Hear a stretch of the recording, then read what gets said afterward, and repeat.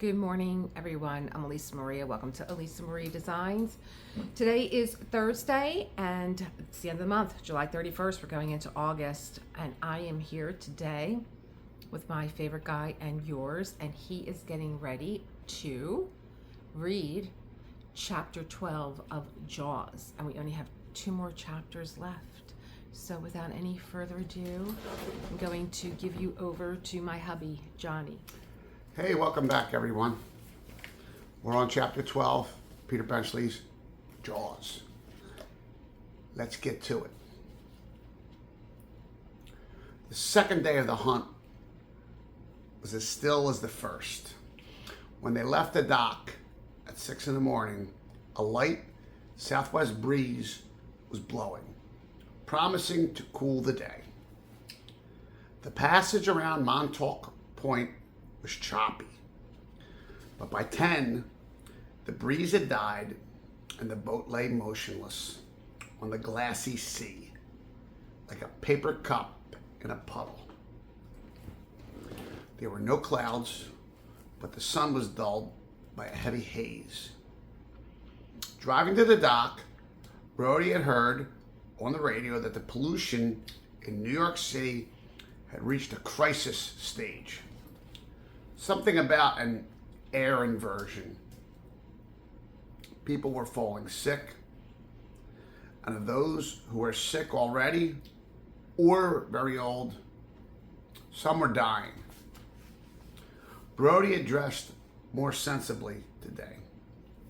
He wore a white short-sleeved shirt with a high collar, light cotton trousers, white socks, and sneakers.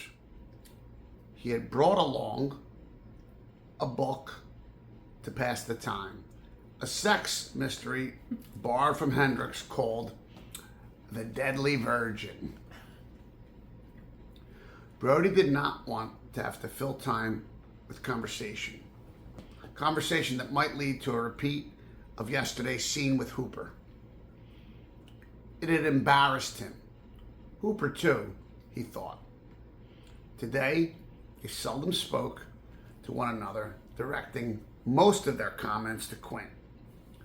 Brody did not trust himself to be able to feign civility with Hooper.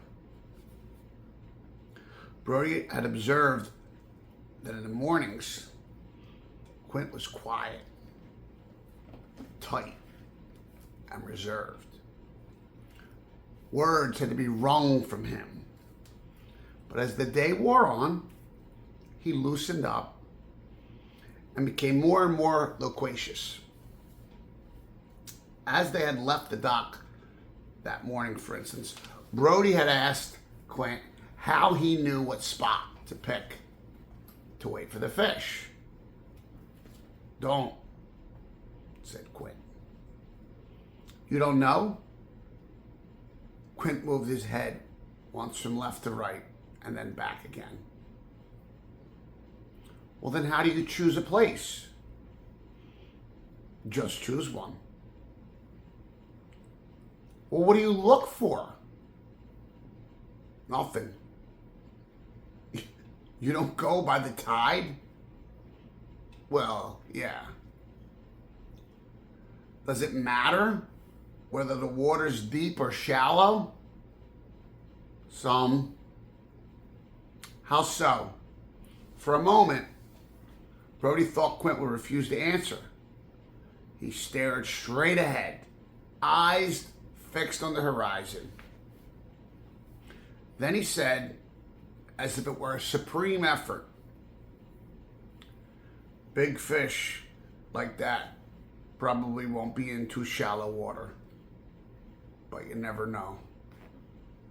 Brody knew he should drop the subject and leave Quint in peace, but he was interested. So he asked another question.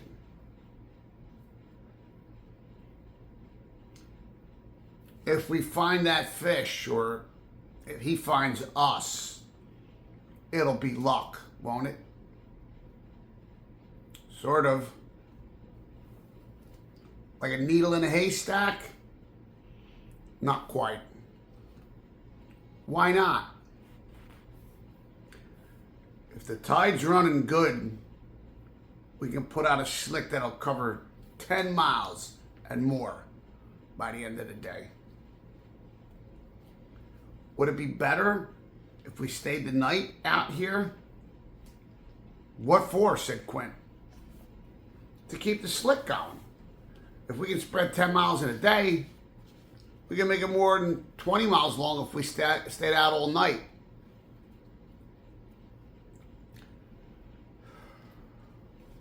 If a slick gets too big, it's no good. Why? It gets confusing. If you stayed out here a month, you can cover the whole fucking ocean. Not much sense in that. Quint smiled, apparently at the thought of a chum slick covering the whole ocean. Brody gave up and started to read the Deadly Virgin. By noon, Quint had opened up. The lines had been in the slick for over 4 hours. Though no one had specifically assigned him the task, Hooper had taken up the chum ladle as soon as they began to drift. And now he sat at the stern, methodically, scooping and dumping, scooping and dumping. At about 10 o'clock, a fish had taken the starboard line, and it caused a few seconds of excitement. But it turned out to be a 5-pound bonito that could barely get its mouth around the hook. At 10:30, a small blue shark took the port line. Brody reeled it in. Quint brought it to gaff, slit its stomach open, and released it. The shark nibbled feebly. A few plate pieces of itself slipped into the deep. No other sharks came around to feed. At a little after 11, Quint spied the scythe dorsal fin of a swordfish coming toward them up the slick. They waited silently, begging the fish to take the bait, but it ignored both the squid and cruised aimlessly 60 yards off the stern. Quint jiggled one of the baits, tugging the line to make the squid move and seem alive. But the swordfish wasn't impressed. Finally, Quint decided to harpoon the fish. Turned on his engine, told Brody and Hooper to reel in the lines, and he drove the boat in a wide circle. One harpoon dart was already attached to a throwing pole, and a line-covered barrel stood ready at the bow. Quint explained the pattern of attack. Hooper would drive the boat. Quint would stand at the end of the pulpit in the bow, holding the harpoon. Quint would stand at the end of the pulpit in the bow, holding the harpoon over his right shoulder. As they came upon the fish, Quint would point the harpoon left or right, depending on which way he wanted the boat to turn. Hooper would turn the boat until the harpoon was again pointing straight ahead. It was like following a compass reading. If all went well, they would be able to creep up on the fish, and Quint could plunge the iron off his right shoulder. Throw of about 12 feet, almost straight down. Brody would stand at the barrel, making sure the line was kept clear as the fish sounded. All did go well until the last moment. Moving slowly, with the engine sound barely above a murmur, the boat closed on the fish, which lay resting on the surface. The boat had a sensitive helm, and Hooper was able to follow Quint's directions precisely.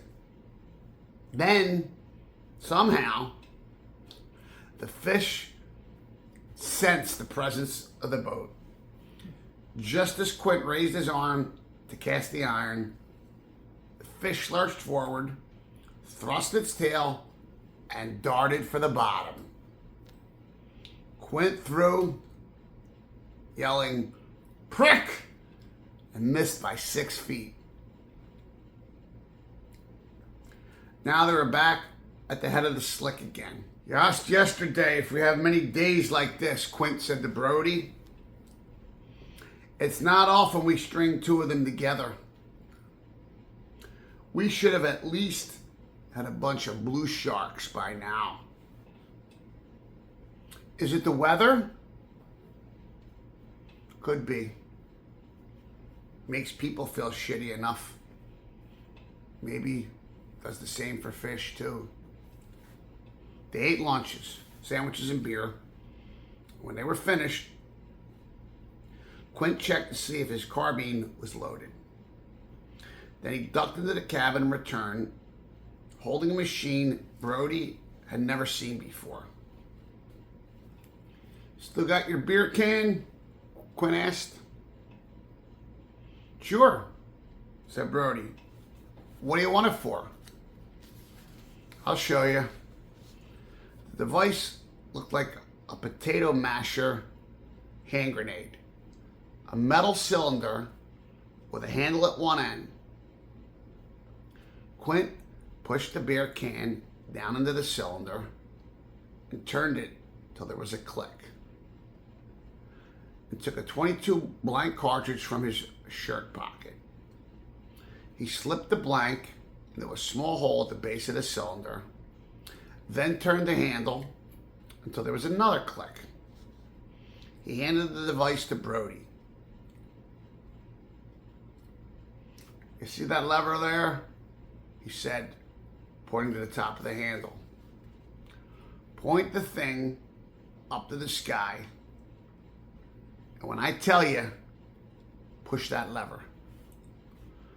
Quint picked up the M1 carbine, released the safety, raised the rifle to his shoulder, and said, "Now." Brody flipped the lever. There was a sharp, high report, a mild kick, and the beer can was launched from his hand straight up into the air. It spun, and in the bright sunlight, it shone like a sparkler. At the height of its track,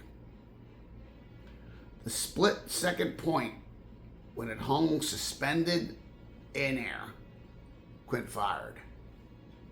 He aimed low to catch the can as it started down, and he hit its bottom. There was a loud whang, and the can cartwheeled down into the water.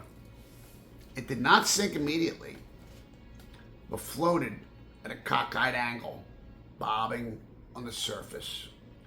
"You want to try?" said Quint. "You bet," Brody answered. "Now remember to catch it right at the top and lead it a little bit low. If you go for it in full rise or full fall, you gotta lead by a whole lot, and it's much harder. If you miss it, drop your sights, lead it again, and squeeze off another round." Brody exchanged the launcher for the M1 carbine and stationed himself at the gunwale.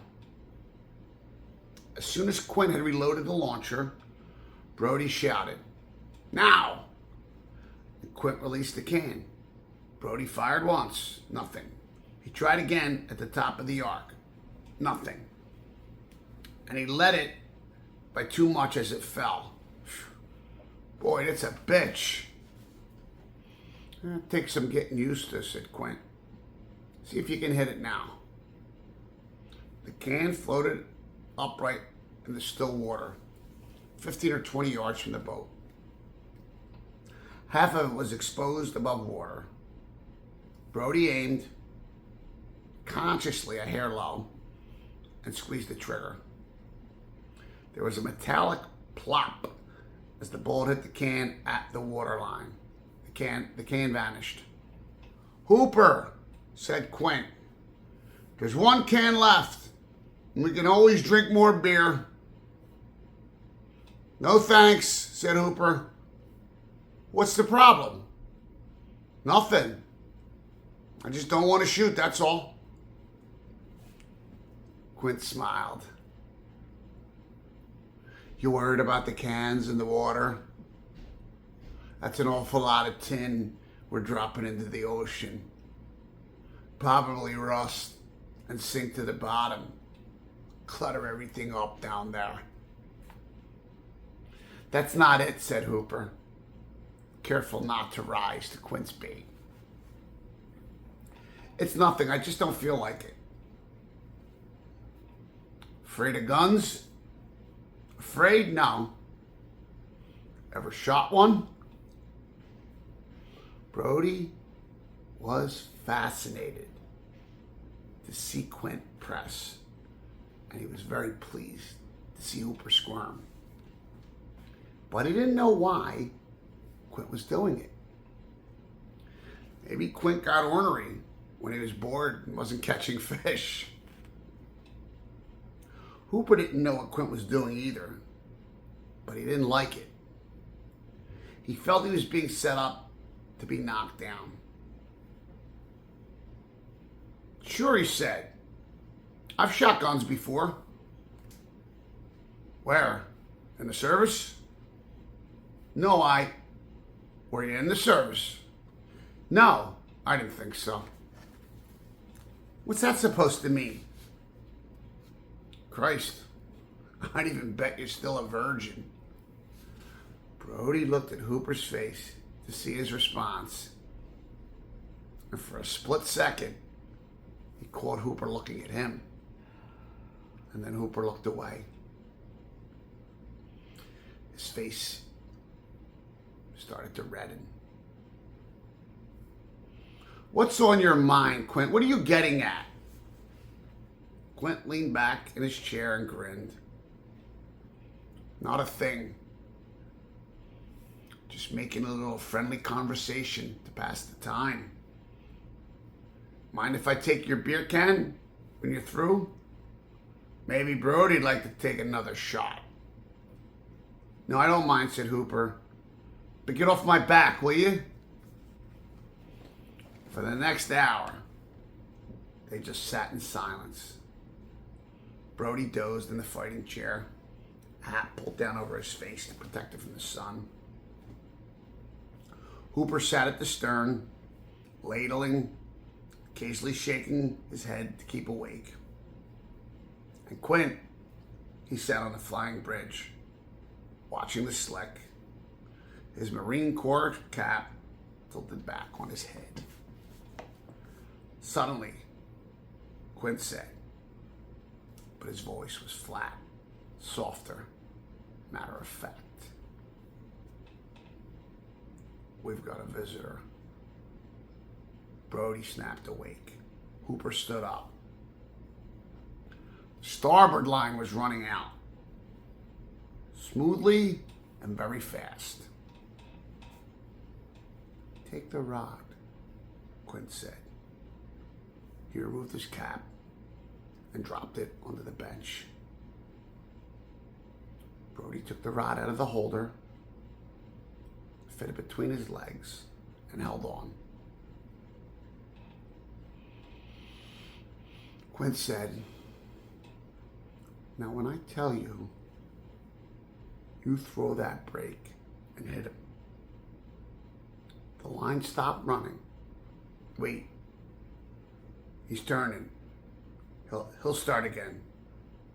Don't want to hit him now, or I'll spit the hook. But the line lay dead in the water, limp and unmoving. After several moments, Quint said, I'll be goddamned. Reel it in. Brody cranked the line, and it came easily, too easily. There was not even the mild resistance of the bait. Hold the line with a couple fingers or it'll snarl, said Quint. Whatever that was took the bait, gentle as you please. Must have kissed it off the line. The line came clear of the water and hung at the tip of the rod. There was no hook, no bait, and no leader. The wire had been neatly severed. Quint hopped down from the frying bridge and looked at it. He felt the end, ran his fingers around the edges of the break, and sort of just gazed out over the slick.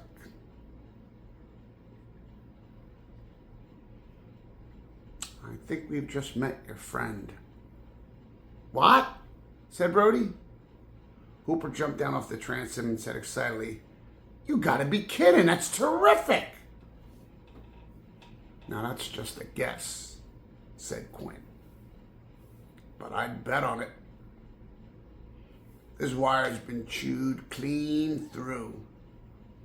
One try, no hesitation, no other marks on it.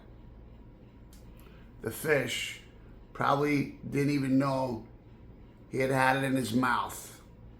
He just sucked the bait in and closed his mouth, and that did it." "So what do we do now?" said Brody. "We wait and see if he takes the other one, or if he surfaces." "Well, what about using the porpoise?" "When I know it's him," said Quint. "When I get a look at him, I know the bastard's big enough to be worth it, then I'll give him the porpoise. They're garbage-eating machines, these fish. I don't want to waste a prize bait on some little runt." They waited. There's no movement on the surface of the water. No birds dived, and no fish jumped. The only sound was the liquid plop of the chum Hooper ladled overboard. But then the port line began to run. "Leave it in the holder," said Quint. "No sense in getting ready if he's going to chew through this one too." Adrenaline was pumping through Brody's body. He was both excited and afraid, awed by the thought of what was swimming below them, a creature whose power he couldn't even imagine. Hooper stood at the port gunwale, transfixed by the running line. The line stopped and went limp. "Shit," said Quint. "He'd done it again." He took the rod out of the holder and began to reel. The severed line came aboard exactly as had the other one. "We'll give him one more chance," said Quint. "And I'll put on a tougher leader. Not that that'll stop him, if it's the fish I think it is." He reached into the ice chest for another bait, and he removed the wire leader. From a drawer in the cockpit, he took a 4-foot length of 3/8 inches chain. "Jesus, that looks like a dog's leash," said Brody. "Used to be," Quint replied. He wired one end of the chain to the eye of the baited hook and the other to the wire line. "Can he bite through that?" "I'd imagine so. Take him a little longer, maybe, but he'd do it if he wanted to. All I'm trying to do is goose him a little and bring him to the surface." "Well, what's next if this doesn't work?" "Don't know yet. I suppose I could take a 4-inch shark hook and a length of no shit chain and drop it overboard with a bunch of bait on it. But if he took it, I wouldn't know what to do with him. He'd tear out any cleat I've got on board.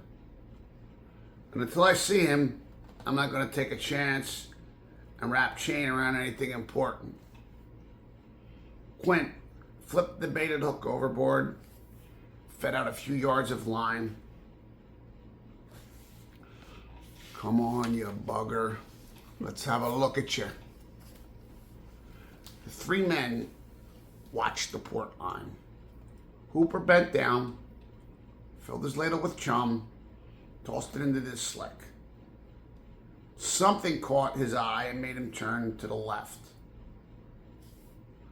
What he saw sucked from him a throaty grunt, unintelligible, but enough to draw the eyes of the other two men. Jesus Christ, said Brody. No more than 10 feet off the stern, slightly to the starboard, was the flat, conical snout of the fish. It stuck out of the water, perhaps 2 feet. The top of the head was a sooty gray, pocked, with 2 black eyes. At each side of the end of the snout, where the gray turned to cream white, were the nostrils, deep slashes in the armored hide. The mouth was open, not quite halfway. A dim, dark cavern guarded by huge, triangular teeth. Fish and men confronted each other for perhaps 10 seconds. And then Quint yelled, "Get an iron!" And obeying himself, he dashed forward and began to fumble with a harpoon. Brody reached for the rifle. Just then, the fish slid quietly backward into the water. The long, scythe tail flicked once. Brody shot at it and missed, and the fish disappeared. "He's gone," said Brody. "Fantastic," said Hooper. "That fish is everything I thought and more. He's fantastic. That head must have been 4 feet across." "Could be," said Quint, walking aft. He deposited 2 harpoon barbs, 2 barrels, 2 coils of rope in the stern. "In case he comes back," he said. "Have you ever seen a fish like that, Quint?" asked Hooper. His eyes were bright, and he felt ebullient, vibrant. "Not quite," said Quint. "How long would you say?" "Hard to tell. 20 feet, maybe more. I don't know. With them things, they really don't make much of a difference over 6 feet. Once they get to 6 feet, they're trouble. And this son of a bitch is trouble." "God, I hope he comes back," said Hooper. Brody felt a chill, and he shuddered. "That was very strange," he said, shaking his head. "He looked like he was grinning." "That's what they look like when their mouths are open," said Quint. "Don't make him out to be more than he is. He's just a dumb garbage bucket." "How can you say that?" said Hooper. "That fish is a beauty. It's the kind of thing that makes you believe in a God. Shows you what nature can do when she sets her mind to it." "Horse shit," said Quint, and he climbed the ladder to the flying bridge. "Are you going to use the porpoise?" asked Brody. "No need. We got him on the surface once. He'll be back." As Quint spoke, a noise behind Hooper made him turn. It was a swishing noise, a liquid hiss. "Look," said Quint. Heading straight for the boat, 30 feet away, was a triangular dorsal fin more than a foot high, knifing the water and leaving a rippled wake. It was followed by a towering tail that swatted left and right in tight cadence. "It's attacking the boats!" cried Brody. Involuntarily, he backed into the seat of the fighting chair and he tried to draw away. Quint came down from the flying bench, cursing. "No fucking warning this time," he said. "Hand me that iron." The fish was almost at the boat. It raised its flat head, gazed vacantly at Hooper with one of its black eyes, and passed under the boat. Quint raised a harpoon and turned back to the port side. The throwing pole struck the fighting chair, and the dart dislodged and fell to the deck. "Cocksucker!" shouted Quint. "Is he still there?" He reached down, grabbed the dart, and stuck it back on the end of the pole. Your side, yelled Hooper. "He's past this side already." Quint turned back in time to see the gray-brown shape of the fish as it pulled away from the boat and began to dive. He dropped the harpoon and in a rage, snatched up the rifle and emptied the clip into the water behind the fish. "Bastard," he said. "Give me some warning next time." Then he put the rifle down and laughed. "I suppose we should be grateful. At least he didn't attack the boat." He looked at Brody and said, "Gave you a bit of a start, huh?" "More than a bit," said Brody. He shook his head as if to reassemble his thoughts and sort out his visions. "I'm still not sure I believe it."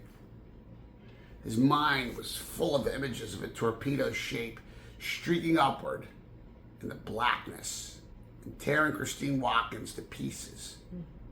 Of the boy on the raft, unknowing, unsuspecting, until suddenly seized by a nightmare creature.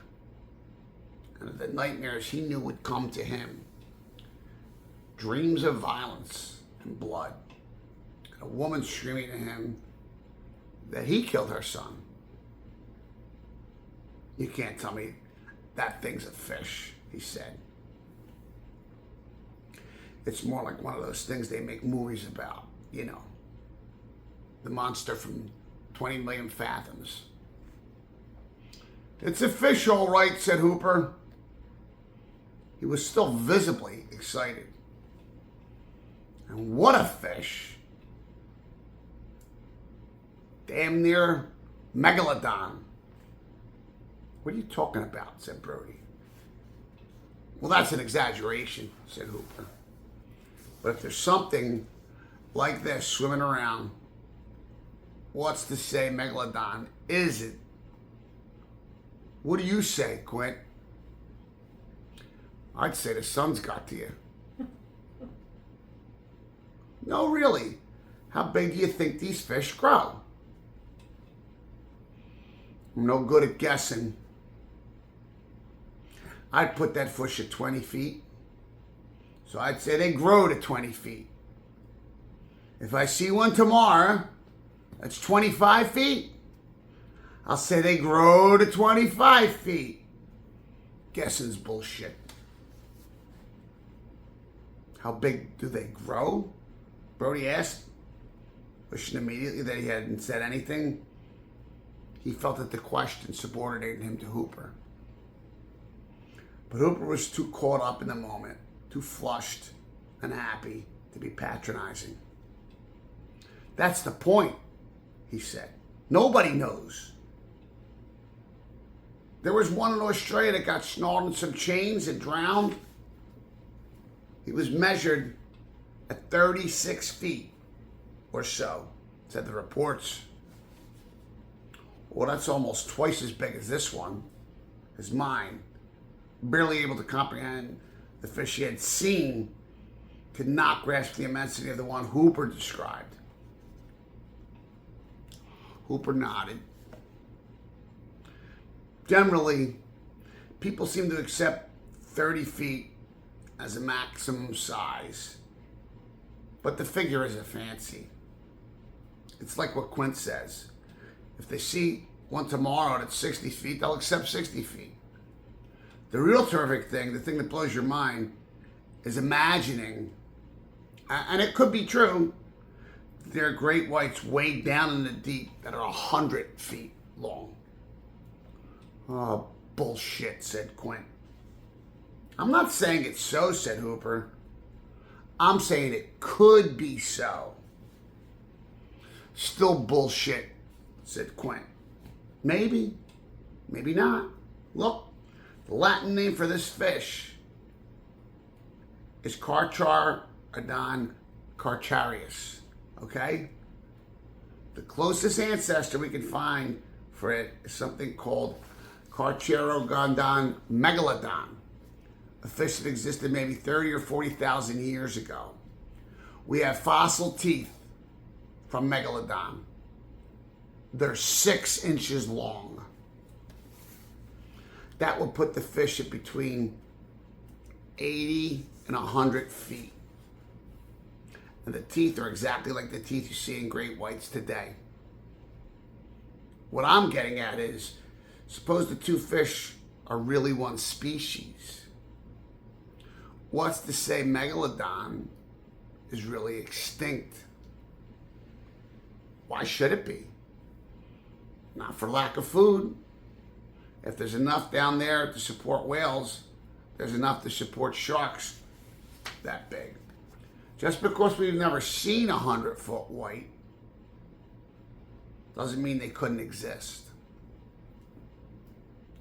They have no reason to come to the surface. All their food will be way down in the deep. A dead one wouldn't float to the shore because they don't have flotation bladders. Can you imagine what 100-foot white would look like? Can you imagine what it could do? What kind of power it would have? I don't want to, said Brody. It'd be like a locomotive with a mouthful of butcher knives. Are you saying that this is just a baby? Brody was beginning to feel lonely and vulnerable. A fish as large as what Hooper was describing could chew the boat to splinters. No, this is a mature fish. I'm sure of it. But it's like people. Some people are 5 feet tall. Some people are 7 feet tall. Boy, what I'd give to have a look at a big megalodon. You're out of your mind, said Brody. No, man, just think of it.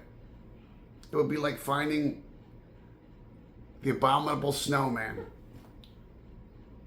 Hey, Hooper, said Quint.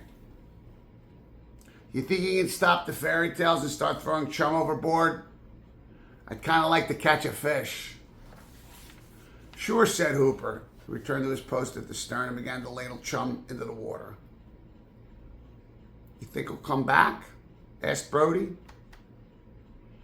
Don't know, said Quint. You never know what these bastards are going to do.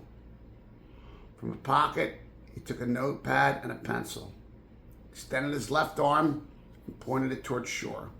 He closed his right eye and sighted down the index finger of his left hand and then scribbled something on the pad. He moved his hand a couple inches to the left, sighted again, and made another note. Anticipating a question from Brody, Quint said, I'm taking bearings. I wanted to see where we are, so if he doesn't show up for the rest of today, I'll know where to come tomorrow. Brody looked toward the shore, even shading his eyes and squinting. All he could see was a dim gray line of land. What are you taking them on? Lighthouse on the point and the water tower in town. They line up different ways depending where you are. You can see them? Brody strained his eyes, but he saw nothing more distinct than a lump in the line. Sure, you could too, if you've been out here for 30 years. Hooper smiled and said, do you really think the fish will stay in one place? I don't know, said Quint. But this is where we found him this time. And we didn't find him anywhere else. And he sure as hell stayed out around Amity, said Brody. I didn't like that. We're going to do it over. And he sure as hell stayed around Amity, said Brody. That's because he had food, said Hooper. There was no irony in his voice, no taunt. But the remark was like a needle stabbing into Brody's brain. He waited for 3 more hours, but the fish never returned. The tide slackened, carrying the slick ever slower. At a little after 5, Quint said, "Oh, we might as well go in. It's enough to piss off the good humor man." "Where do you think he went?" said Brody. The question was rhetorical. He knew there was no answer. "Anywhere," said Quint. "When you want them, they're never around. It's only when you don't want them and don't expect them that they show up. Contrary little fuckers. And you don't think we should spend the night? Keep the slick going?" "No. Like I said, if the slick gets too big, it's no good. We don't have any food out here. And last but not least, you're not paying me for a 24-hour day." "Well, if I could get the money, would you do it?" Quint thought for a moment. "Nope. It's tempting, though, because I don't think there's much chance anything would happen at night.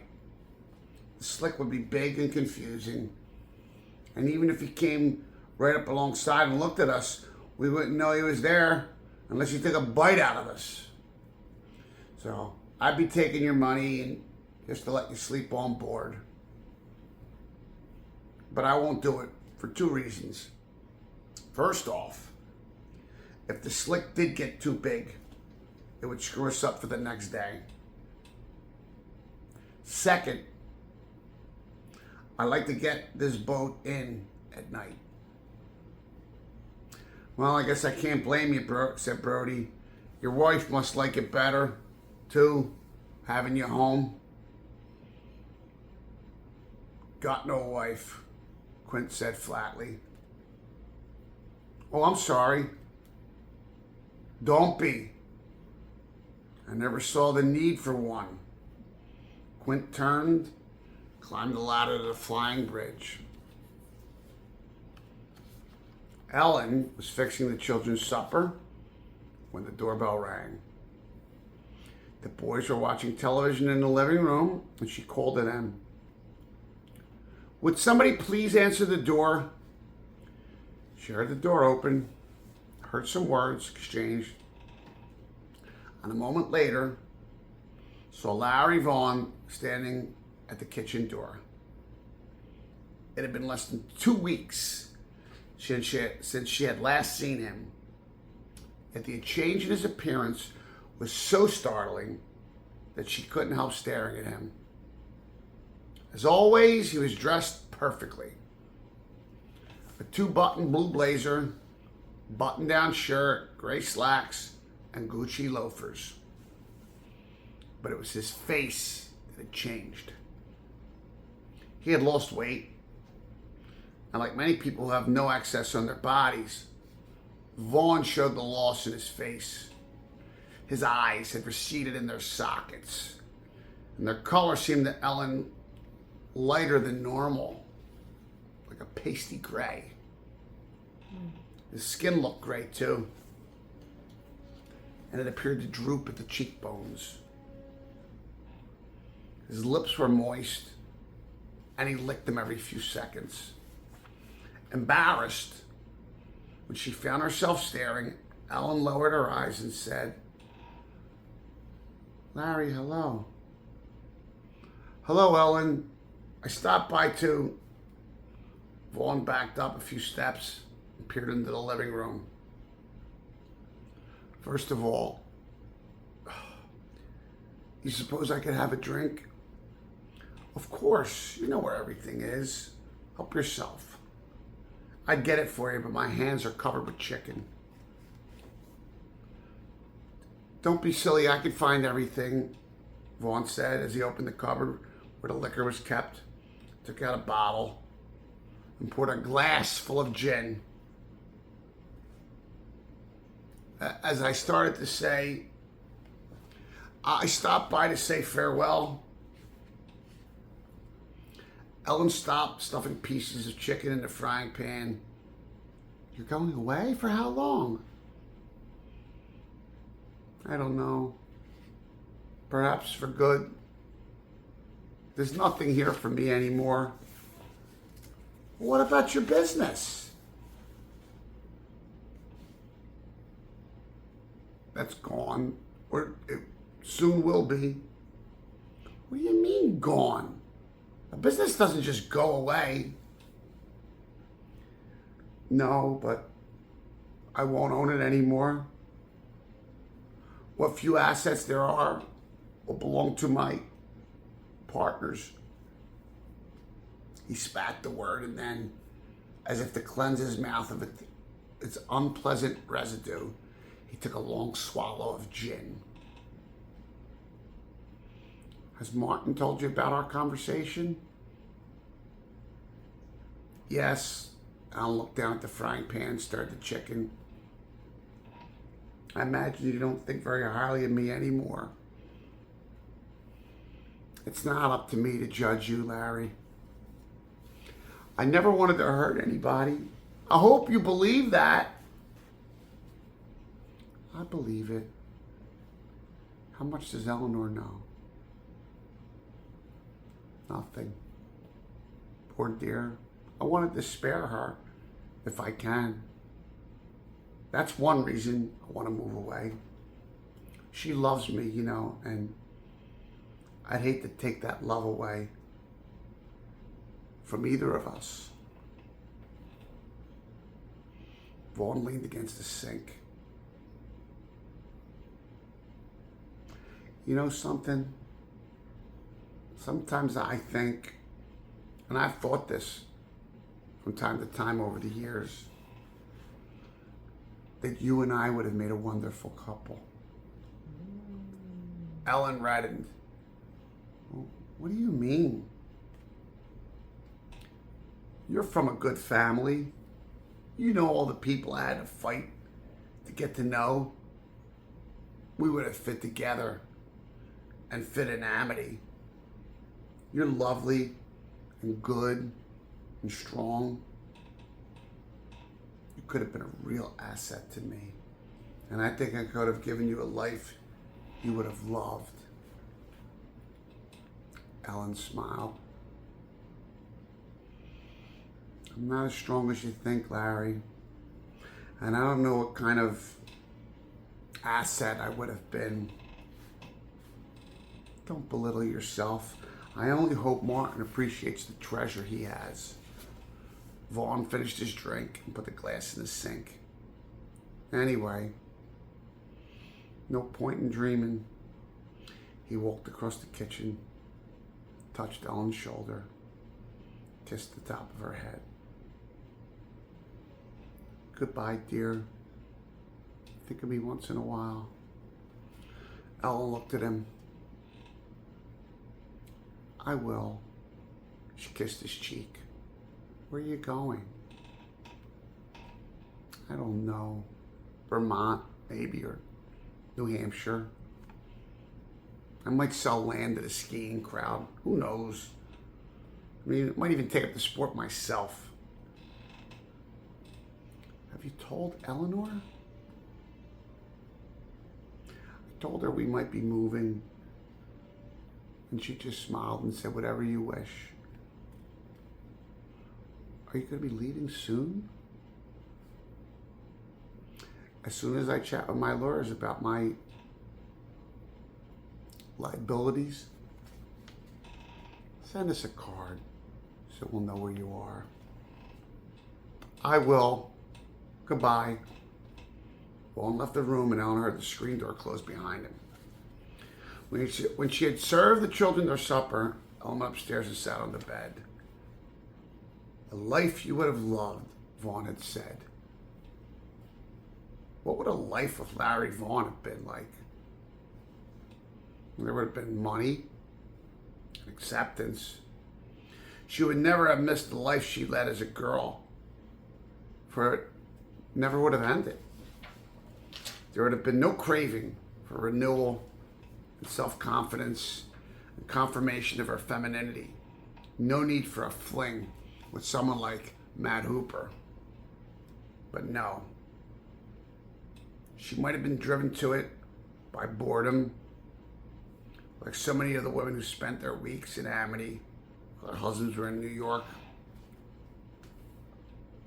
Life with Larry Vaughn would have been life without a challenge.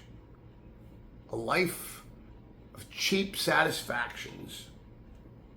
She pondered that Vaughn had said. She began to recognize the richness of her life, a relationship with Brody, more rewarding than any Larry Vaughn would ever experience.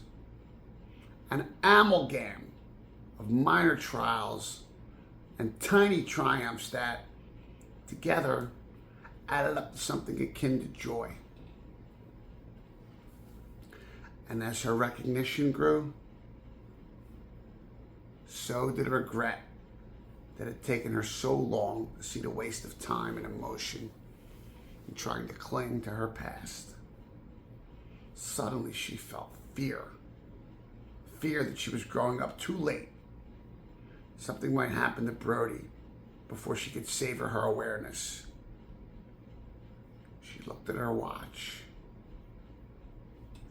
6:20. He should have been home by now. Something has happened to him, she thought. Oh, please, God, not him.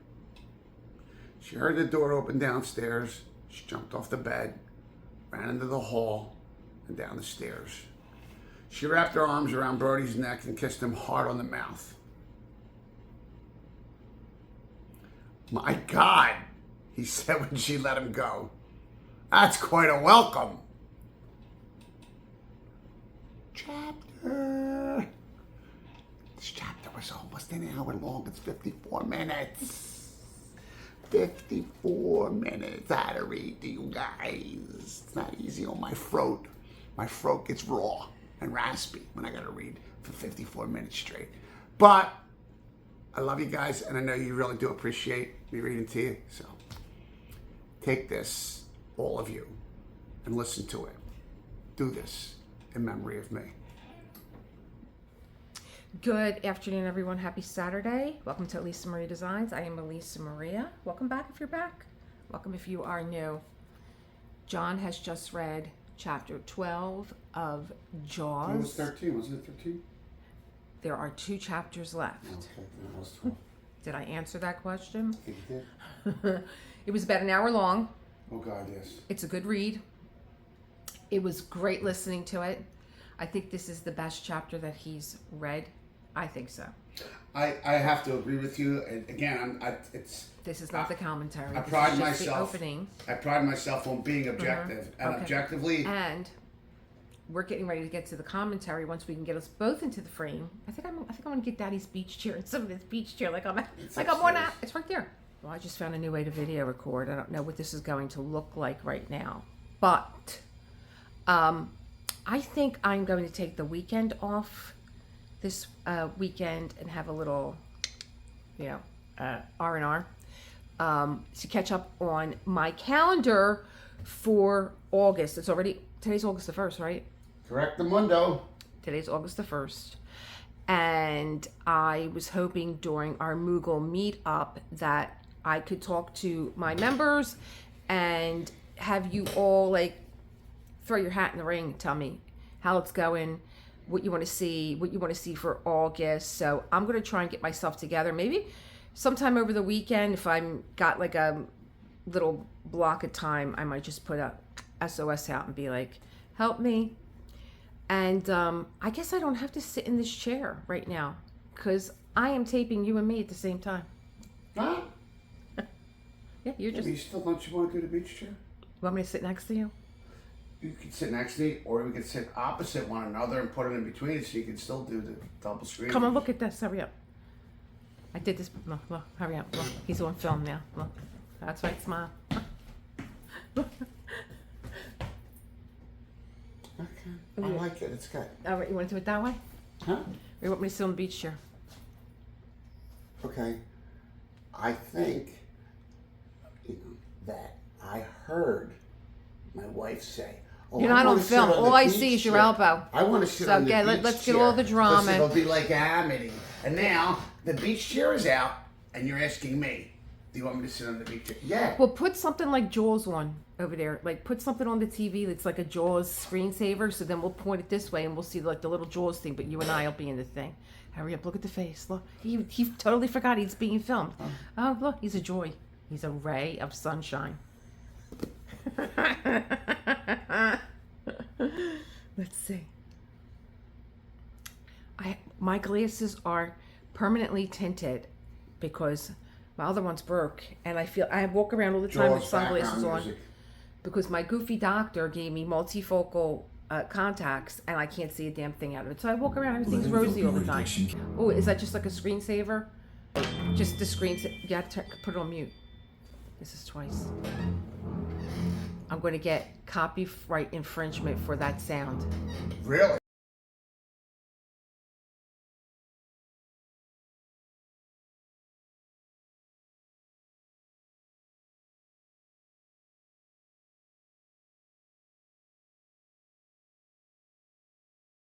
Yeah, we could just... Oh, I wonder if we'll get copyright infringement for that, too. No. First of all, that's not... What were you going to say? You copyright? Yeah, because I've used the book. Here I come. And I told you. Can I see that book, please? I'm coming over to Amity. Hold on. Here we go. I want to explain something to you peoples. What are you doing? I'm going right here so we could see you and me and the Okay. shark. So this particular image with the giant shark underneath, what I presume to be Christine Watkins, was not on the cover of Peter Benchley's Jaws in the first printing of this book in '74. It was several incarnations later that they used this particular graphic. Oh, yeah. So wait. You won't be... Why am I out of the scene? Well, all right, we're going to keep all this in, but come here. Give me it closer. Give me the thing. I got the laptop on me. Oh my God, he makes me repeat stuff. Okay, it's over anyway. All right, give me. Come closer. I want to take this recording off.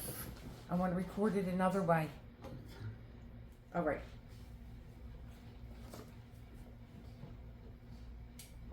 You're recording. What are you doing? I'm holding the book up. Well, and for how long? Say something. Oh Say something. Hello, all my adoring fans. This is your favorite reader, Johnny Elise's husband. Yeah. Husband. Yeah. But I literally, I'm overwhelmed with books. I just took about Oh my God. 2 dozen books We- downstairs to put them in the We have to thing over there take because I them. got no room. We have to take them on a tour of where all the books are. Well, not just It's that. a hidden library in Philadelphia. Not just that, but I would like to actually. I like to pick maybe anywhere from 15 to 20 books, Yes. my favorites, and lay them all out, and then we will do a live or something like that or whatever, or just a video, and we'll go over each of these books, novels or novelettes and novellas, So- and then let you guys pick what the next thing I should read. So if you want to read between August and September, you're good to do that because this is coming to a close. That'd be fine by me, because in October I am reading a book and they've already voted without you. They want you to read Scrooge. It's a short Charles Dickens in A Christmas Carol. Well, wait. It's like 36 wait a minute. pages. So, Charles Dickens' A Christmas Carol Yeah. is not the same thing as Scrooge? I don't know. I don't think it is. I don't think that there's a book called Scrooge. I know there's a movie called Scrooge. Well, then, so what do you... I have to ask the question. What the hell are you guys talking about? I get it. What is it you want me to read? I don't understand. Tracy is my little Christmas elf, and she is Christmas crazy, and she's like, Johnny please read Scrooge for, yeah, and I just take it that she means A Christmas Carol, because there is no book called Scrooge. Well, I mean, let's just say this. Charles Dickens wrote a fine work of literature called A Christmas Carol. Now, I am sure there have been many derivatives off of that book. So maybe they're talking about something called Scrooge or Scrooge. Like, again, maybe they're talking about the screenplay to the movie script. I don't know. But whatever it is you want, let me know, because I'm open to it. But I would actually, I really like the idea of me curating out, say 15, 20 works. Yeah, you can and then you guys could look at the 20 works and say, you could vote, do this one or that one. And because if I curate the works, then I already know I love these particular works. So, whichever one you guys pick. Nothing too heavy, nothing depressed, nothing. Again, that's up to them to decide. Don't give me that. That's the whole point of curating, is that they get to pick. Cool. Yeah, what are we doing? So we just finished chapter 12, and it was a long one. And these guys didn't turn their drill on once since 9 o'clock this morning. They're going to start drilling now. Anyway. Hold on, I'll go close the door. Keep going. So, I don't know if you've seen me in the shop because I haven't done any of the editing yet, but I just sat here spellbound. And, I love that Quint keeps saying, yeah, this fish is nothing but a garbage pail. They're too stupid. They're this, they're that. And he's starting to toy with them. I have the question, so I don't want to jump ahead. But I felt that he did a really good job. He had a couple of little blunders, but he made jokes out of them. So I'm not even going to edit. I'm not even going to edit them out. There's only one part at the end that I think I have to edit. That he said, I don't like the way that sounds. I'm going to go back and do it over again. So I won't torture you with that. But like a couple times when his tongue got tied, he was making a joke out of it. Where are you going? No. Come over here. I'm waiting for you. So I wanted to ask you, because I have a certain question that I really want to get out of the way, but I think you got to build up to it. So the hunt begins. The hunt begins for the shark. And it already began. It began in the last chapter. This is the second day out. This chapter consisted of day 1. Oh, no, it didn't. No. This is day 2. So, what does the pacing of day 1 versus day 2 on the Orca reveal about the shark's intelligence? And that's what I was just talking about, and Quint's strategy. Because he keeps calling him a dumb, he's garbage bucket, dumb. But he's can we really say that the shark is intelligent? I think that's like a stretch. I think that's So again, just to build suspense. So again, I think that obviously sharks do not possess cognitive faculty. Sharks, you know, they really are, especially great whites. They're just gigantic eating machines, and they like, again, I think Benchley did a great job of letting everyone know that in his narrative that, like, you know, Quint talked about, hey, you know, these great whites would attack the boat and to try and eat the boat. So that's really he's underlining the fact that it does not care, and the only reason, you know, again, it just swims and eats, and it really is an apex predator in the food chain. There's nothing in the ocean that the great white shark would fear or even, you know, he looks at everything as a part of his diet, whether it's inanimate or, you know, or animate. But obviously, you know, it's fairly well documented that they'll eat tires, they'll eat whatever. Like, they'll eat anything. yeah, so like they just they slit their bellies open. They can't even believe it. They license plates and stuff like yeah, that. yeah. They right. just pick anything up and eat it. Hey. Well, I mean, I think that fact about the great white shark is probably a really important driving force for writing this book, because I think conceptually Benchley had to say, well, you know, we got this great white shark, and what a crazy natural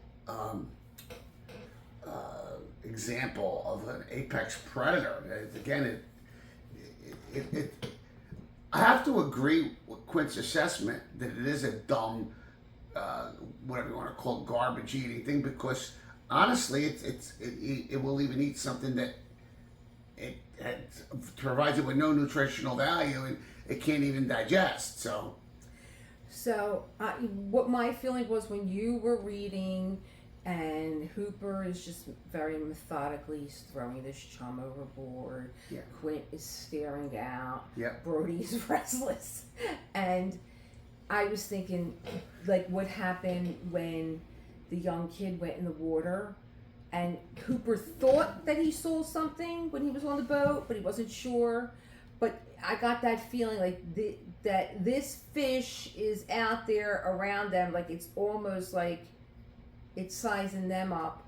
Well, I think because that was like the suspense part. I think that's a testament to Peter Benchley's ability to write, because the fact that you say that means that he probably intended you to think or feel like, oh my God, it's so dangerous. There's this giant eating machine out there. And then when you think of the massiveness of the ocean, and you are this little, I don't care if you're a cruise ship, and you're a little speck. The other factor that really evokes terror and fear into the hearts of men, women, and children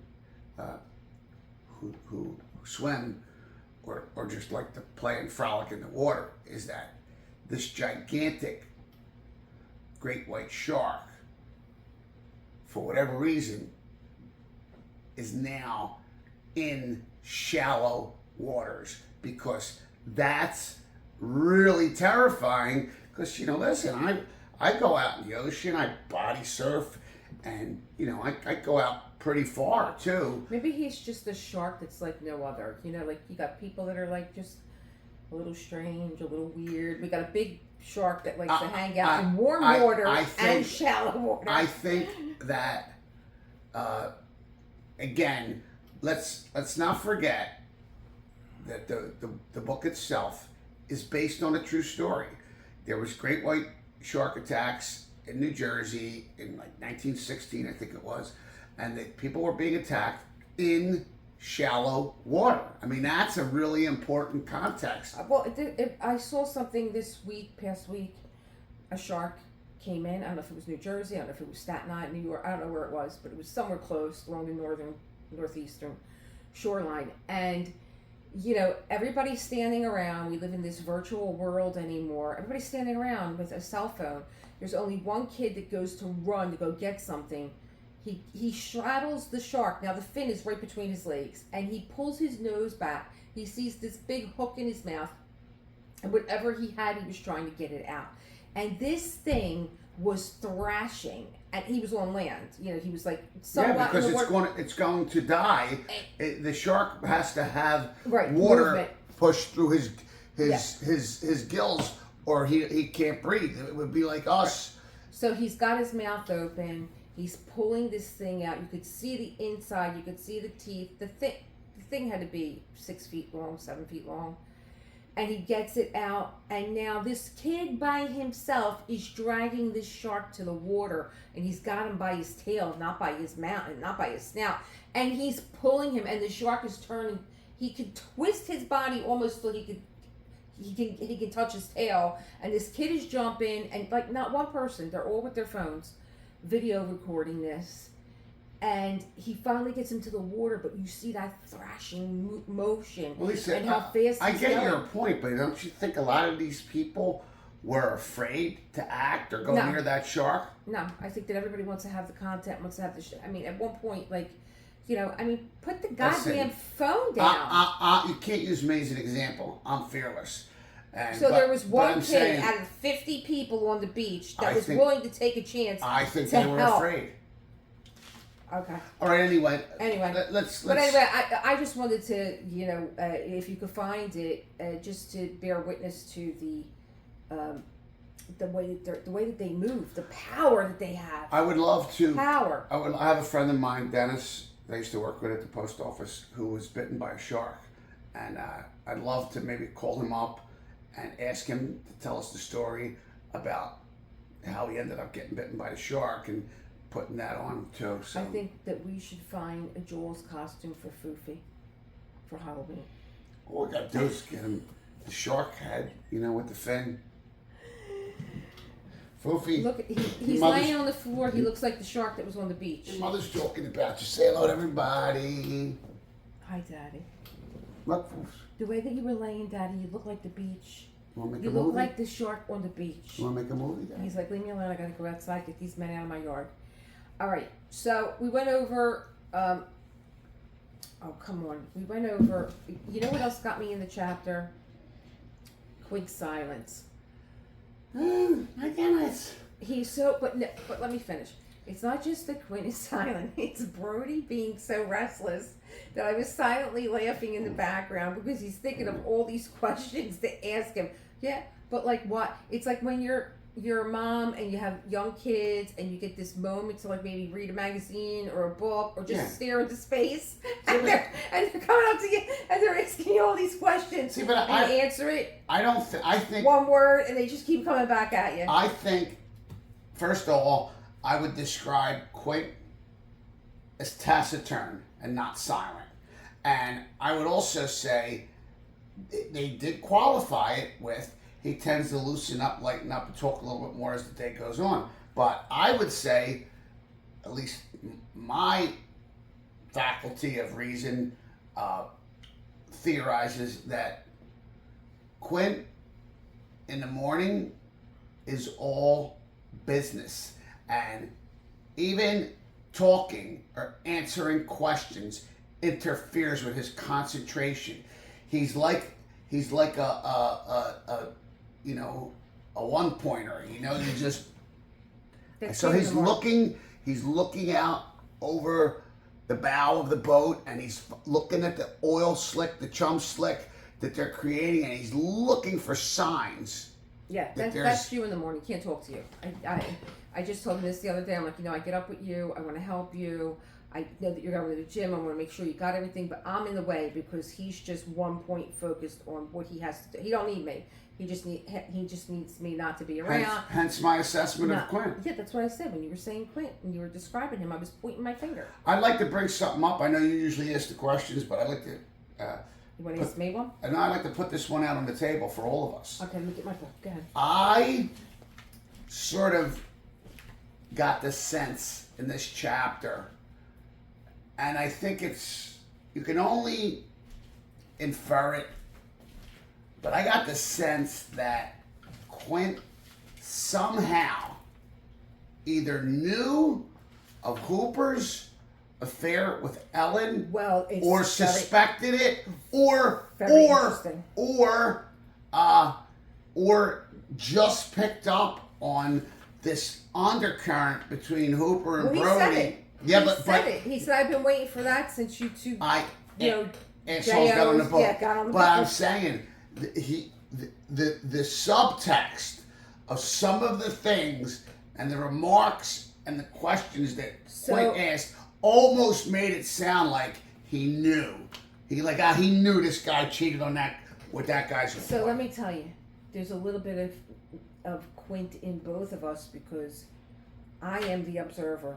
I just sit back and I watch, and I am taking everything in. And there have been plenty of times where I've come to you and I've said X, Y, Z, and you're like, I don't really think. I'm like, okay.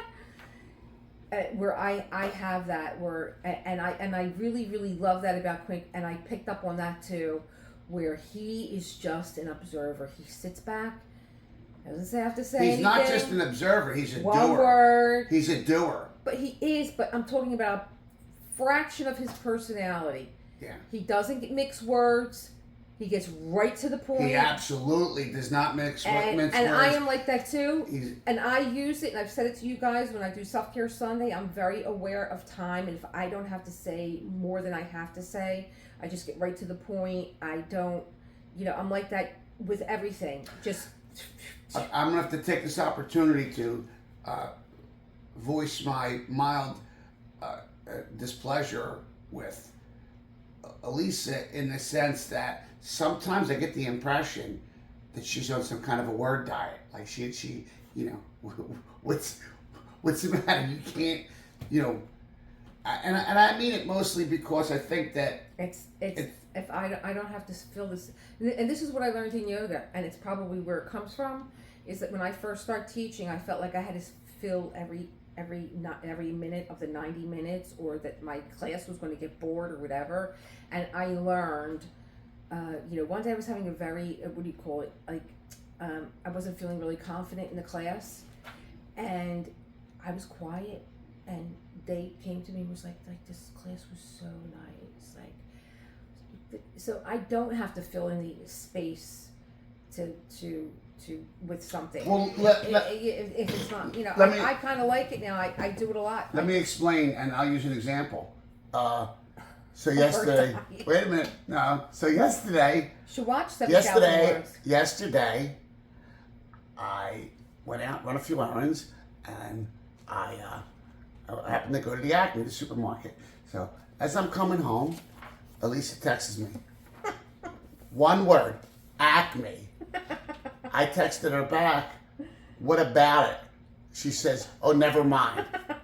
Like, again, what? So this is what I mean. What is your reason for, brevity is one thing, but effective communication requires, more than just being. Because I say Acme, right, and I figure he knows, he's intelligent, he went to Drexel, I hear it all the time, Wow. studied physics. Well, how would I? You text me one word, Acme. So he's going right through my brain right now with this voice. It's like a chisel. Let me explain. Listen to me. Listen. Let me explain. Now you know how I know? Know why I said Acme? Because he's in the Acme, and I know he's in the I wasn't in the Acme. I was already home by then. But you were in the Acme. I was in the Acme. And he's like, how do you know I'm in the Acme? No. Let me tell you what's going on in my head first. I'm parked in front of the house. Get ready to get out of my car. And you're thinking I need And I'm saying, now what does this mean? Does she want me to freaking drive her to the Acme? Does she want me to walk her to the Acme? Did she need something at the? What the hell does Acme mean? Thank God I don't talk much. No. Because he talks enough for 5 But I'm people. saying, I would never send you a cryptic text like that. But, I figured, we know each other so well. We don't finish each other's sentences, but there's plenty of times he will say something to me, I'll be like, oh my God. Like, And what happened this morning? Then we had something happen. Oh yeah, our my toes. toe. So I say Acme because He's like, he left or whatever. No, but then she And he's says, like, never I said- mind. I'm like, well, yeah, because you said, what about it, Elisa? Now, you could read a text. That's what makes the Seinfeld episode, these pretzels are making me thirsty, very funny. I read it like, what about it, Elisa?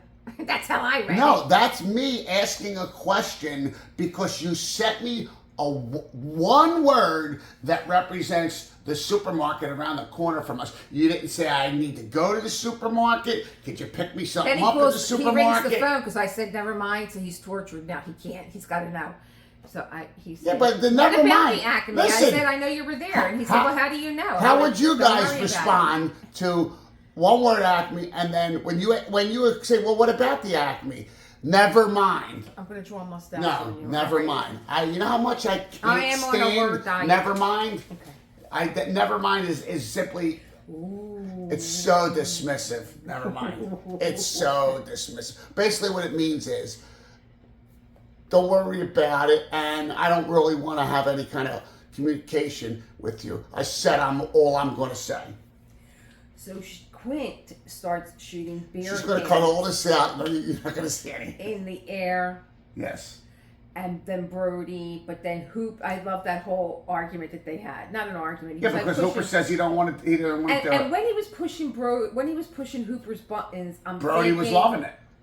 I'm thinking he's doing this because he's trying to draw more out of why these two guys are rubbing up against each other the way they are. Even though the second day that they got in the boat wasn't the same as the first. They were both kind of embarrassed. Hold on, now that you brought this scene up, I thought it was amazing. You worried about the that? rust? Hold on, no. I thought that was great too. But what I found amazing was Quint goes, "You're probably a virgin." Oh, and then, yeah. but as soon as he gets mad about it and wants to respond, he looks over at Brody, and Brody catches him looking at him, which to me was almost an admission of guilt that he was guilty of having an affair or sleeping with Brody's wife. Like that is all really good subtext. I mean, because you could hide, you could try and hide your hand. I always thought I had a great poker face until I started doing video recording, and I realized I really don't. Everything's right on my face. But when someone says something like that, he turns so quick to look at him, and the other one turns quick to look at him too. Yeah. Admission of guilt. So, what other things I have? So they got one line out. They get a second line out, and this massive beast is Bites just right like, through it. What did that remind me of? It reminded me of something I can't think. Like again, I am. Despite the fact that my surname literally translates to fisherman, I was never much of a fisherman. But to think about, you know, you have a rod and a reel, and then on the line there's a leader, it's called, that you attach the hook to, and obviously you use different size leaders depending on what kind of fish you're trying to bait, and depending upon what kind of how big of a hook you're going to use. So I think that, you know, the shark just biting clean through the leader and was amazing. But then he put that extra thick, like bicycle chain type leader, and he bit right through it. Yeah, he bit right through it. That was amazing. I thought that was a very interesting observation. I thought the conversation between Quint and Hooper was very interesting. And then the other thing that I wrote down was like when they start to see the fish. They see the dorsal fin. Oh, God, They yes. see the snout. And Hooper is just like drunk on the beauty of this fish. He's just drunk on it. And then Brody's back. He turns into a 5-year-old boy. How big do you think it was? No, that wasn't Brody. That was Hooper saying that. Hooper excited to look at Quint. Maybe. But because Hooper says... Hooper observed that the across the whole snout front of the fish would have been 4 feet or 5 feet wide, which is gigantic. But Brody is still really focused on, I ain't out here for my health. I want to kill this fish. Yeah, the fish is terrorizing my community. It's destroying the public safety of my community, and I am the chief of police responsible for public safety. I just want this fish dead. Yeah, because Brody is kind of like, he's kind of almost like stuttering at the sight of the fish, and he thinks that the fish is going to attack the boat. And, Oh yeah, remember when the fish is coming in real hard? It looks and like I thought, is this the scene? You know what I mean? Brody is relieved that the shark didn't attack the boat, but he starts to have flashbacks of the people that this fish did kill already. And that was kind of like terrifying. He's kind of detached from everything now. He's probably thinking, what the F am I doing on this boat? You know what I mean? But yeah. Well, I think Brody is an honorable man with a strong sense of accountability and responsibility that he wouldn't even consider not going out on that boat because, you know, he's got this one half a maniac, Quint, that they hired to kill the shark, and you know, he wants to go because he don't want to hear the shark is dead. He want to see the shark is dead. So. And then Hooper went into this whole conversation about, you know, would have been if there's like monsters down like 20 million. Yeah, megalodon. He's talking about the megalodon. The megalodon, and I actually was like, well, we don't know. Ocean's a big place. We don't know. And again, see, your attitude is much more in line with Hooper's attitude, and my attitude is much more in line with Quint's attitude, which is to say that how big do they get? I don't know. They get as big as the biggest one we've ever seen, and that's it. Unless we see one that's bigger than that one, and then I'll change my evaluation. But I was thinking like. I actually wrote the word a locomotive. I don't know if you said it in a locomotive with he said something about the teeth too. Well, he was saying that at one time that they were about 30 to 40,000 years ago.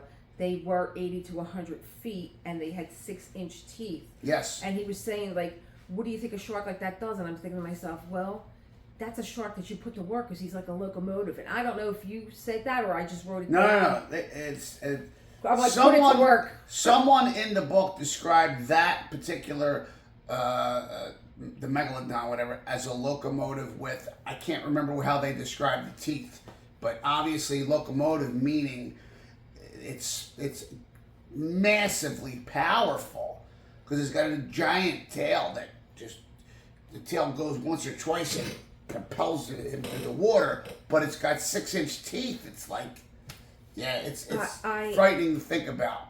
And after all this is going on, like, you know, Hooper is like in love with this shark and he's going back, and, you know, and Brody is like somewhere off in the distance. He's even like kind of staring at the shoreline, and Quint is like, bah humbug. I got Scrooge in my head now. Thanks, Tracy. And I was kind of surprised that Brody is the one that says, well, let's just stay on the boat overnight and we'll just keep putting the slick line down. Yeah, but Quint quickly vetoed that and he listed his reasons, and there were more than one. Yeah, and he's like, it doesn't matter, cover the whole ocean.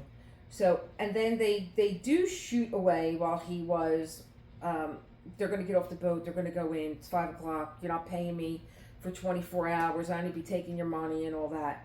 So Ellen is in the kitchen and she's cooking dinner for the kids. Then Larry Vaughn shows up. And like, you did his part so well. And, you know, him asking for a drink and him telling her he's just coming by to say goodbye. If I may, I think Elisa had said earlier that she thought this was my best reading of a chapter. And again, I do agree with her. But I think the reason it was my best reading as a chapter was I had a lot to work with.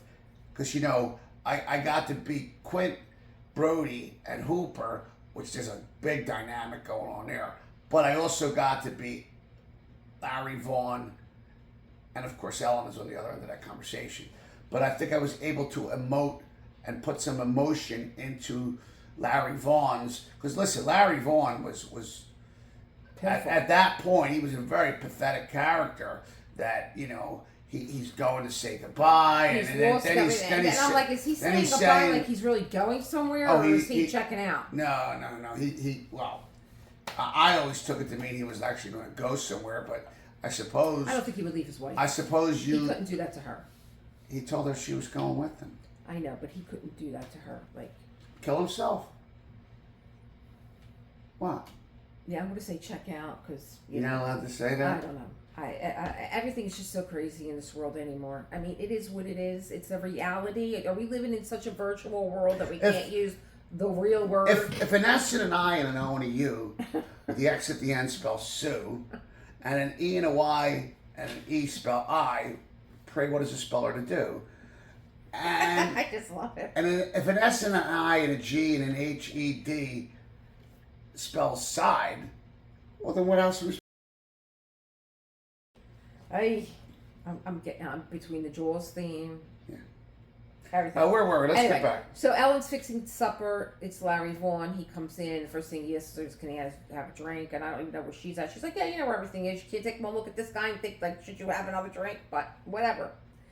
Oh, I don't think he was loaded when he walked in the door. I think that he's constantly needing to drown out his mind and his morality and his ethics because of his moral failures, and he's still going because now he tells Ellen, I once fancied you. Yeah. Because you would have been a great partner for me. Asset. Even politically, you would have been a great partner to have. And she thought about an asset, right? That's what he said. What would my life be like if I married? And he said, I could have given you the life that you had. You didn't have to leave it behind, and you would have been an asset to me. And then, I don't know, she throws dinner on the table, she goes upstairs, and she starts thinking about this life. He said to her, a life you would have loved. Because I wrote it down. Yeah, but that immediately elicits guilt feelings because she cheated on her husband. And she starts daydreaming about a life with Larry and what it would have been like. Finally, makes her realize the life she has with Brody and her regret pining over her past. And the affair, the regret with Hoop. So, how she's in this reflection on her affair and her, because it wasn't there a point where, was it Larry that said to her, or was she saying to herself that she could have had this life of luxury and she wouldn't have been pining away at the past and maybe even have an affair? I don't know if she said that at all. I think she thought that and eventually described her feelings of basically buyer's remorse for marrying Brody, because had she not married Brody, she would almost certainly married into her same social strata, and obviously she was very wealthy. Parents lived in Manhattan and used to summer in Amity or Montauk. I don't know what kind of reckoning is going to come to this woman in this book, because it's so different than the movie. But I don't know. I think even if she married Larry and she had everything that she wanted, I think that she would still be unhappy and probably have an affair. I think one of the really good literary devices employed by Benchley was how he had Brody, who, in my opinion, I think Brody is the protagonist of this book, how he had Brody state that Matt Hooper had come into his house and was an intruder and was, basically, again, it's a little harsh, but it's not off the mark. A home wrecker. He came in and he wrecked his home, and he felt Matt Hooper's presence in his house as a disruptive force in his marriage. I think that, I don't know if she truly regrets having the affair or she's just getting scared, because it seems like at that moment she was even, it's like somebody clonked her over the head and she's like, oh my God, my husband is on this boat, like he could die, like something could happen, like all of a sudden she's but 5 minutes ago she's frying chicken, nothing's going on. But see what you just described. Mm-hmm. It's my opinion that thought, action, and motivation came about because of the guilt she felt of cheating with Matt Hooper on her husband Martin Brody, because she needed Larry Vaughn to say, oh, I could have given you the life that you always really wanted life and you would have deserved. And now she's realizing, hey, you know, I made a mistake here. You know, it's my fault that I was unfaithful to my husband. Well, she does say that she has regret for living so much in the past because she comes to the they're realization all of the tied man up. that she really loves is Brody. But I'm trying to remember, and I think I was waiting for you to read it. Larry Vaughn's visit, was it just to see Ellen? Because I don't remember him ever asking to see Brody. No, I think Larry Vaughn's visit, remember, he came and knocked on their door. It was around, or maybe even a little past supper time, but around supper time because Ellen was cooking for the boys. So I would say he was coming to say goodbye, and he was coming to say goodbye to Martin and Ellen. Turns out Martin wasn't back from going out on the boat that Doesn't day. the mayor know where he is? Doesn't he know that he's out on the boat? He knows he's out on the boat, They but had to get the selectmen to pay you this guy. you act like they're on a freaking schedule. They're not. Okay. They went out on the boat. So let me just say here, because this was my question. Do you think he truly cared for Ellen, or was he just mourning his own loss? Because he married a woman that was the polar opposite of Ellen. Oh, well, I think, in my opinion, Larry Because now is a man consumed with remorse, with guilt, and feelings of self-loathing because of his actions and behavior. And you may be right. He married a woman the polar opposite of Ellen Brody. here's the But other however, Go ahead, go. But because he is consumed with guilt, because he is consumed with self-loathing, he's now examining his whole entire life, including critical decisions like when and whom to marry. And so, of course, I think Larry Vaughn is now just telling Ellen how much he held her in high esteem and looked at her as a potential wife. And again, being the sort of man Larry Vaughn is, he's thinking about, ruminating on, well, maybe my life would have been different if I married Ellen. Yeah. And I wouldn't be in this mess right now. That's true. However, if one of your friends came to this house and said to me, you know, I could have gave you the life that you loved, well, what makes you think that I'm not living the life that I love? Like, that's like just such a jump. It reminds me of the visit we had with E and J over at 18th and Christian. 18th and Christian. Yeah, E&J. them too. Yeah. The wife was a complete fool, and she had to disclose to my wife and her husband that we dated. Yeah. Again, I was in high school. I was loving she it. was in grade I was school. peeling shrimp and Why eating would it. you bring this up? It's not good to bring I it was up peeling for shrimp my wife or your husband. and eating shrimp, and I was just watching this sideshow because I just really felt sad for her at that point because she was doting on you hand and foot. Her husband had steam coming off the top of his head, and I was just like, this is so sad. Anyway, but if anybody would have came into my house and said, you know, I fancied you at one time, and you could have been mine. I could have given you the life that you love, the life that your husband can't give you. Well, that's like incredible. you're really taking. That's incredibly presumptuous because yeah. you'd have to. Where That is he getting statement this information begs the question from? that she would want you. Who says she wants you? But not only that, like how dare you talk to a married woman that way? And, Well, he's on his way out of town, so he's got nothing to lose. yeah, I guess so. So Or if we go with your hypotheses, maybe Larry Vaughn isn't on his way out of town. Maybe Larry's on his way out. Period. You know, going to the dirt nap. we're in the final stretch. We're in the last 2 chapters, and this book is totally different than the movie. Very much so. I don't want to predict anything. Very much so. And because we really love what we're doing, the reading, the commentary, and everything, this isn't going to end because after we're done reading this book, doing the final commentary, we're then going to sit down, watch the movie, and then we will compare and contrast the differences between the film version and the book version. Yes, we were watching the movie on my Discord with everyone. Oh, better yet.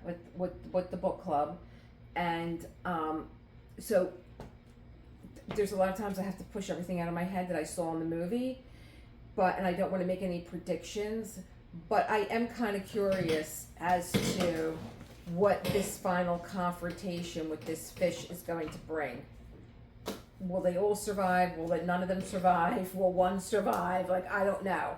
I'm not taking anything for granted here. And what are you doing? Are you reading something? I think I want to read them, so keep going because I have to find it. Well, that was my final thought, but I can Keep always going. edit it out. Keep going. Yep, got it. How about that? I opened it up to the right page. Yeah, because there's a bookmark in there. What's that got to do with it? You know how many times I bookmark pages? I didn't know that this part I wanted to read these people. What are you reading anyway? None of your business. What's the name of the book? None of your business. None ya. The book is called The War of Art, not to be confused with The Art of War, which is a book written by Sun Tzu. But this is written by Stephen Pressfield. And Pressfield was a successful writer. He ended up writing The Legend of Bagger Vance and all this other stuff, but he was very unsuccessful before he was successful. So the War of Art is called, subtitled, Break Through the Blocks and Win Your Inner Creative Battles. And the only reason I wanted to pick this out for you guys is there's the quote I'm about to read you is something I recite every time I go up to rehearse or practice, or every time I have to sit down and try and write. So I don't know how familiar you guys are with Greek mythology, but I'm just going to read it and then, go from there. So, O divine Posy, goddess, daughter of Zeus, sustain for me this song of the various-minded man who, after he had plundered the innermost citadel of the hallowed Troy, was made to stray grievously about the coasts of men, the sport of their customs, good and bad, while his heart, through all the seafaring, ached with an agony to redeem himself and bring his company safe home. Vain hope for them, the fools.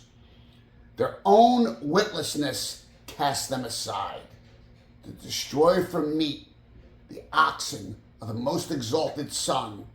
Wherefore the sun god blotted out the day of their return.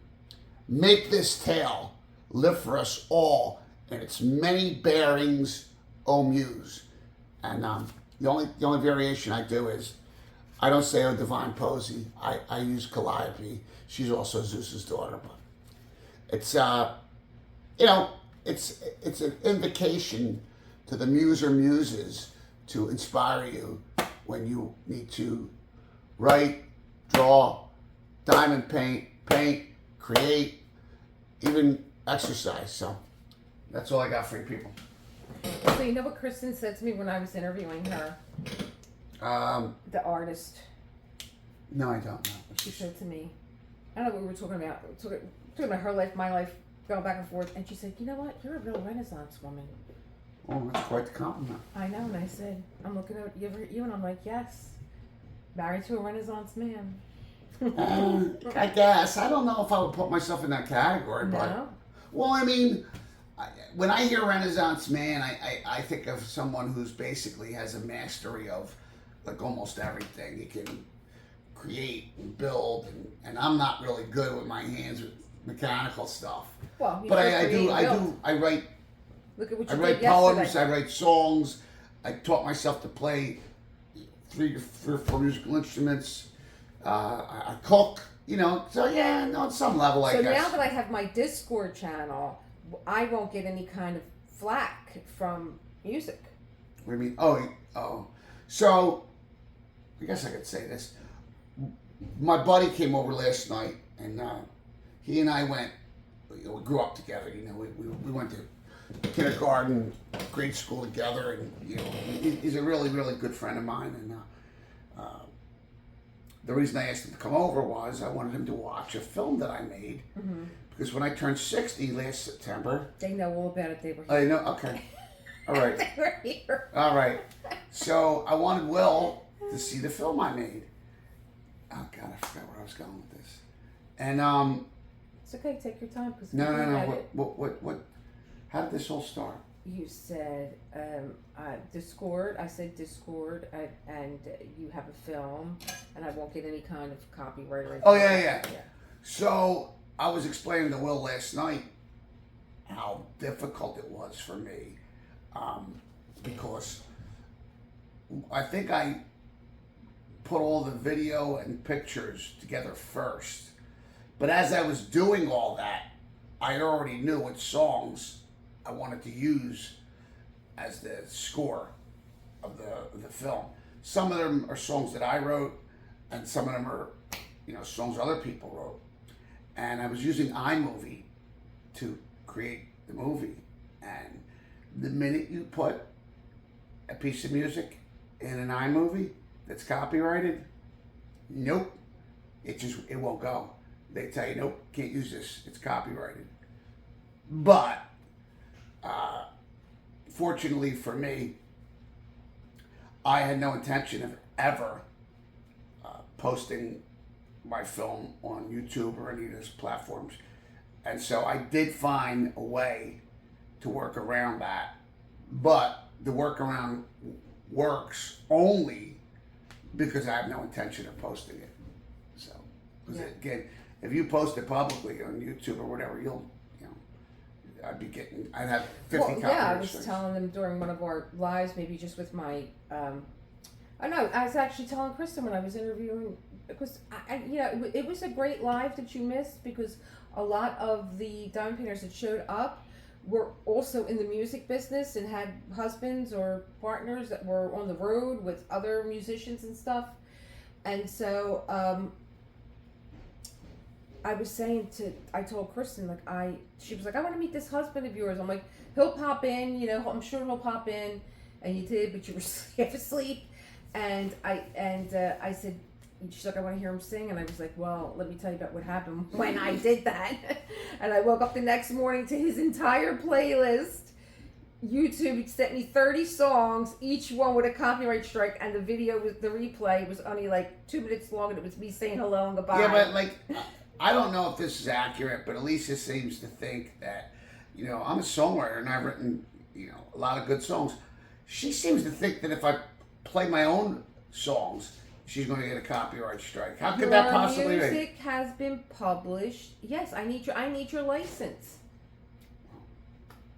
I don't know. I'm like the old bluesmen from the 20s, 30s, and 40s. I'm just not good at business, and You should do a song for my opening. Song for what? My opening. Your opening of what? Can you?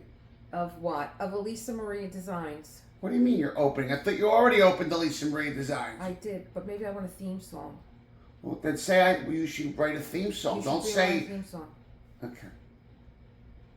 I'll work on it. Are we done? We're done because I want to go rehearse or figure out what I'm doing. Thank you, people. Bye, everybody. See you when I see you. And if I don't see you over the weekend, I'll see you on Monday. All right. If I don't see you in the spring, I'll see you in the mattress. Thanks, guys. Enjoy chapter 12. I think 13 is shorter. I think 13 is like a baby. I should really look it up. Did he take the book? Did I take the book? Where's the book? 13 is like, we both have the book now. I want to go back to that store on 9th Street. Ain't going to happen this weekend. And I want to go into, now this morning I was up and I was looking at all different books that I want to read. And I was like, do I want to order this or do I want to just go over to the little bookstore on the Italian market and try and pick it up there? Or maybe 13 is not. Don't tell me 13 is larger than, oh, yes. I don't want to see anything. So 13 is 263, 73, 83. It's 34 pages. It's longer than 12.